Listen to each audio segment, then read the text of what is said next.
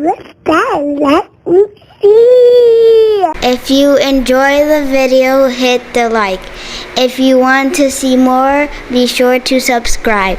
Welcome to another episode of Ooh, What's That? On today's episode, I want to go over the Fundrise network or system or app with you guys again, because we already went over it in my previous video. I will have the link for you guys if you want to check that out. In the other video though, I didn't show you my account. Today I'm going to show you my account after having it for, I want to say 8 months, and my initial investment and how much I've gained.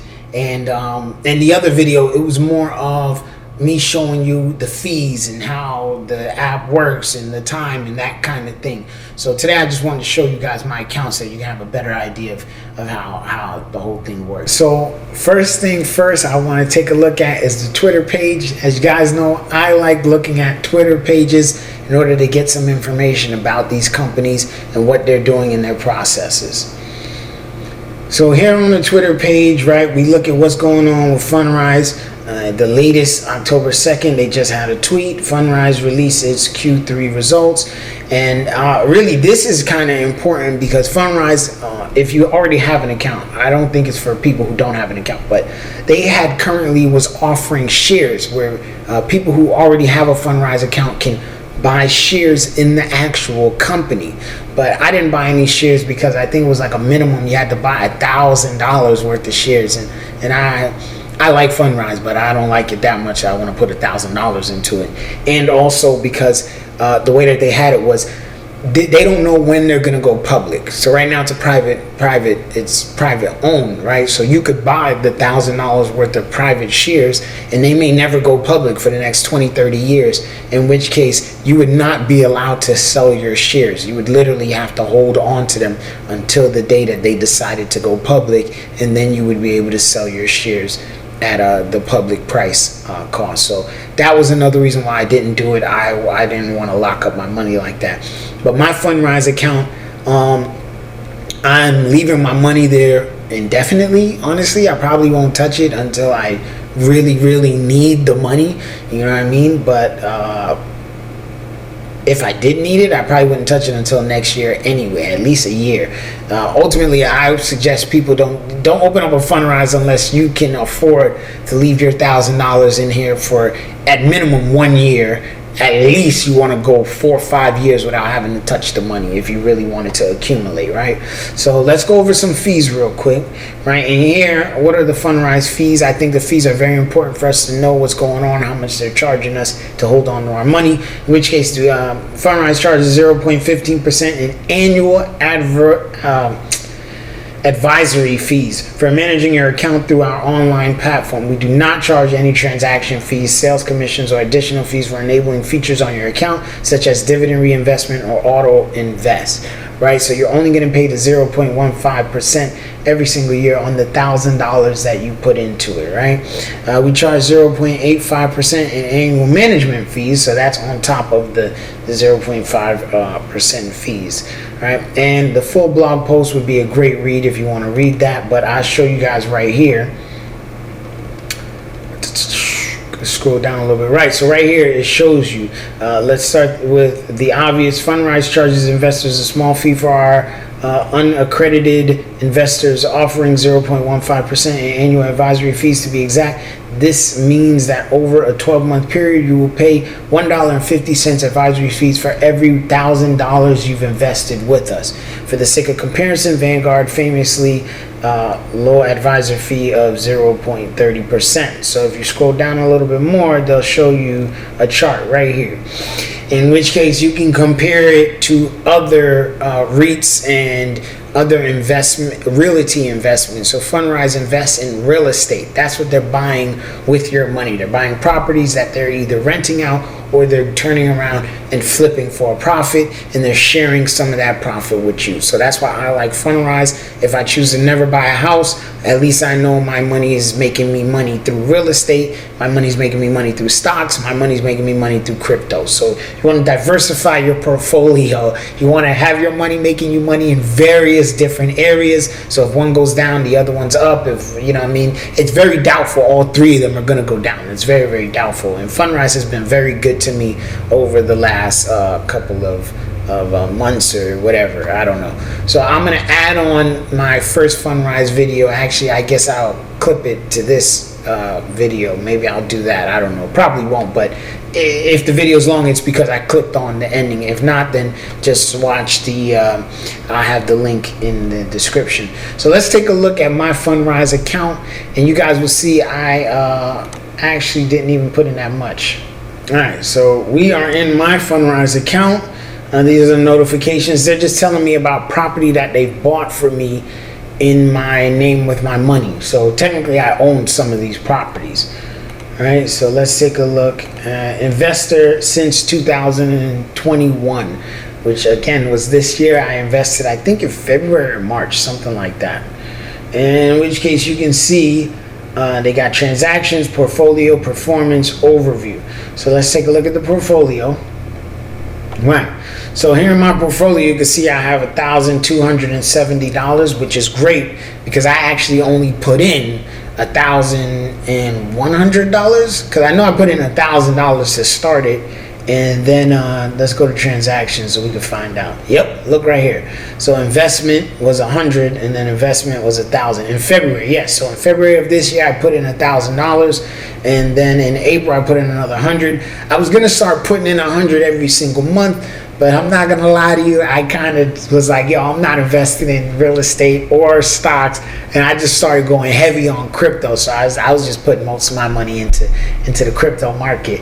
But here you can see how they were paying me. Look, they were paying me dividends, and they've been paying me dividends ever since then. So I've only invested $1,100, and you can see that my $1,100 has made me a decent chunk of change, a decent amount of money. Even here in my portfolio, it shows you what they've been putting my money into, right? So they got REITs, they got interval funding. They shows you the projects that my money is invested in, which is a fixed income, value added. Right? So it's showing you the different things, the performance, how each one of these things has gone over the quarterly basis, how my money has gone up. How my money has gone up or has gone down. You can see that again, it's been making me some money. Annual returns is not ready yet because it ain't been a year since I put my money into it. But you can see, like I said, my net returns is $170.31. And I put the money in February, and look how much it's already made me. In which case, you put $1,000 in savings into a savings account, and by that 8 months later, you're still going to have $1,000 in your savings account. So this is a great way to save your money right here, is through Fundrise. I no longer believe in saving my money in a traditional savings account. I don't do that. I keep my money in my crypto accounts where it earns interest. I don't even keep it on my stash anymore. I mainly just keep it in either Fundrise or my crypto accounts, in which case most of my money is in my crypto accounts because I make more money off keeping it there as opposed to here.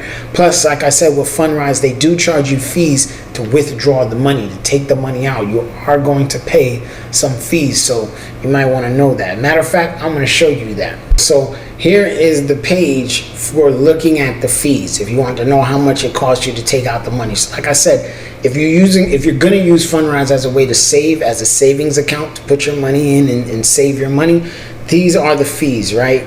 So after 5 years is when you no longer pay fees for pulling your money. But if you pull your money sooner than 5 years, you're going to pay a fee. And there it is, the penalty of 1%. 1% of whatever your overall money is, that's what you'll end up paying in fees for pulling out your money. So Fundrise is a great place to save your money. If you're looking for a savings account that's going to make you money, you're going to want to use Fundrise. But then again, also remember that when you put this in as a savings account and you go to pull the money, you do have to pay Fundrise a fee but you also have to think about the taxes, because you're going to get taxed based on the money that you've made off of your Fundrise account, because your money making you money does get taxed, but it doesn't get taxed the same way that having a job gets taxed. So remember, when you're withdrawing, this money is going to get taxed different from your regular paycheck taxes. It's at a lower rate actually off pulling out the Fundrise money. So real quick, I want to just show you guys how it looks on the app. It's essentially the exact same thing as the website, but I just want to show you guys how it looks. And this is an Android phone is what I got, and I have a Google Pixel 5, so I'll show you guys what it looks like here. So here it is on my phone. This is how it looks. Like I said, you can see it's basically the exact same thing. Account features, right? That's just like if I wanted to do fingerprinting and goal setting and things like that. It shows you my news feed, which was my notifications. Shows you the amount of money that I had, how long that I had it. You can see the performance, just like we did it on the website. Shows you everything about that. The positions that I have, which shows you what the money is going into and how it's going into it. So there's 5 different ways that the money can be worked. The projects are basically the properties that my money is being worked on. So I have 58 properties that I essentially own or have a piece of, right? And then of course over here on the side you can invite friends, in which case I will leave a referral link in the description. You guys want to sign up to Fundrise, you can use my referral link and you get some free stuff, I get some free stuff, everybody wins. And it's just account settings and transactions and goals. The goal is, of course, you then would tell it what you're trying to do and how you're trying to do it, and it will reallocate the money specifically for that. So what I like to do is I would set a goal every quarter. I change my goals so that I can work the money in different ways. So maybe this quarter I would do, I'm trying to get income. Next quarter is for retirement. The quarter after that, major purchase. The quarter after that, education, build wealth. And just every quarter I would just go into my Fundrise account, switch it up to see how I can maximize the money making.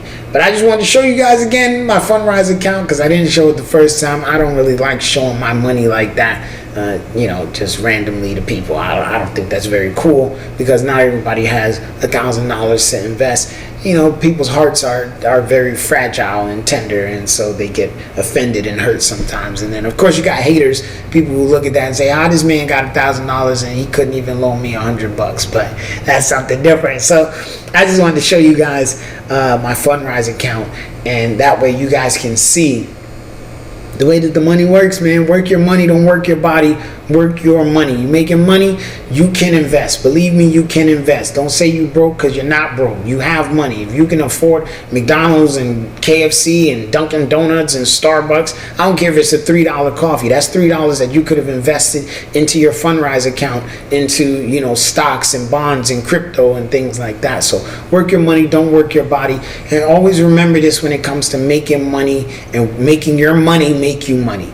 99 cents is not $1. And what that essentially means is every single penny counts. Don't ever forget that, all right?